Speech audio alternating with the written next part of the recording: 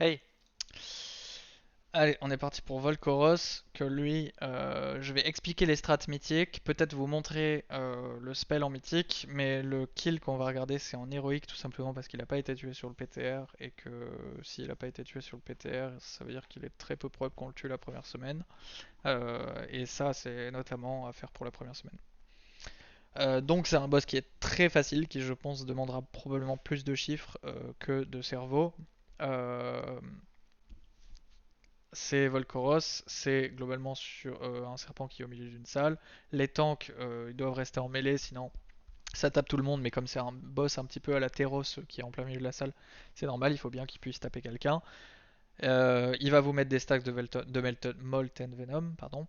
Et puis pendant le cast de Cataclysm Jaws, vous allez devoir retaunt, et on a bien vu sur le PTR qu'il fallait taunt pendant le cast de Cataclysm Jaws. La chose qui va arriver sur tout le fight et qui est quand même assez important, il y a deux choses qui sont assez importantes. Ça, c'est la première, c'est on va voir qu'il y a une queue qui arrive de derrière vous et qui s'écrase comme ça, qui en s'écrasant lâche des espèces de lava wave à l'arrachoc. Il faut les dodge. En HM ça fait mal, en mythique ça fait encore plus mal. Et je pense que si vous êtes ne serait-ce qu'à 70% HP, vous êtes mort. Et sachant que c'est un boss à chiffres où il faudra beaucoup de HPS, je pense, et beaucoup de DPS, ce sera important de bien toutes les dodge. Et il y a aussi des puddles qui vont arriver un peu partout dans le fight. Faut les dodge. Après, ça laisse un peu de lave. C'est pas dramatique, mais vous verrez qu'avec la queue qui s'écrase, les puddles qui pop, les trucs à dodge des joueurs, ça va rapidement devenir le cirque. Il y a euh, la mécanique de quand il a 100% d'énergie. Alors ce fight c'est assez marrant parce que c'est un fight où sur 80% du temps du fight, on va être split en deux groupes et on pourra même pas se voir, même pas se toucher, même pas se heal. Euh, et ces deux groupes, ça va être dû à Flood of Ireland. Donc à chaque fois qu'il a 100% d'énergie, il va mettre deux énormes socs comme ça. Ces deux énormes socs, on va devoir se split en deux. Et vous voyez là, en fait, il y a un groupe qui est parti à gauche et un groupe qui est parti à droite. Et en fait, il y a, on va dire, groupe 1 qui passe tout à gauche de la salle pour se retrouver là-bas. Et groupe 3-4 qui, hop, fait le même tour de la salle mais à l'opposé pour se retrouver là-bas. Comme ici, groupe 1, là, il fait 1, 2, 3, 4 à gauche. Groupe 2, il fait 1, 2, 3, 4 mais à droite ici.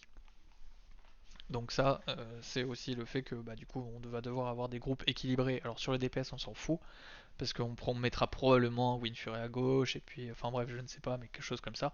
Par contre, sur le heal, il va falloir être pas mal équilibré, pas mal sur la survie, parce que là, pendant, bah, comme j'ai dit, 70%, 80% du fight, on pourra absolument pas s'entraider entre le heal du groupe 1 et le heal de gauche et le heal de droite.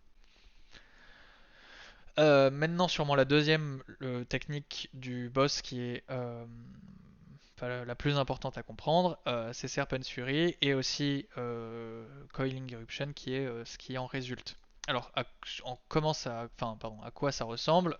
Serpent Fury, c'est merde, j'ai pas mis le début. C'est ça. En gros, c'est à chaque fois, ça va mettre sur 4 personnes des AOE rouges. Les personnes doivent s'écarter du raid. Par contre, en mythique uniquement, à la fin de ce debuff, et bien en fait ça va pulser très très fort en haut. Ça c'est hop, ça pulse. Et en fait enfin, à la place de devenir un debuff qu'il faut éviter, c'est maintenant un debuff qu'il faut soak. Et du coup on va soak ça, et en général comme il y en a 4 en même temps, on soak 5 par soak. Et voilà, et là il meurt mais parce que c'était bugué sur le PTR, ça on s'en fout. Et du coup, comme on est spread à chaque fois 10 à gauche, 10 à droite, et ben, il y aura deux sauts qui se mettront soit en melee range, et puis du coup on fera par groupe ou alors par macro. Je sais pas exactement comment on fera et comment on pourra se débrouiller. Peut-être qu'on pourra le YOLO.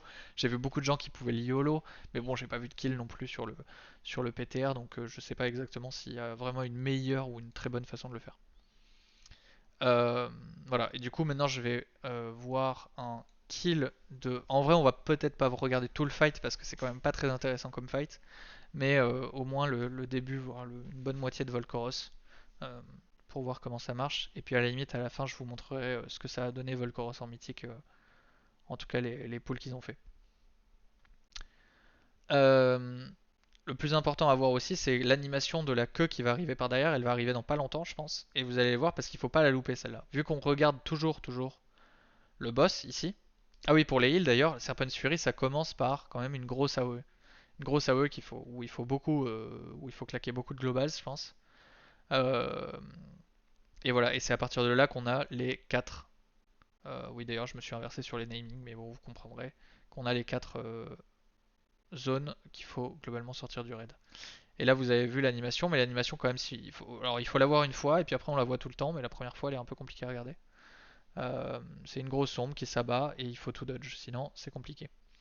Et là, c'est que du héroïque, donc il n'y aura pas de soak à faire sur ces Coiling Eruption, au final, donc sur ces zones-là.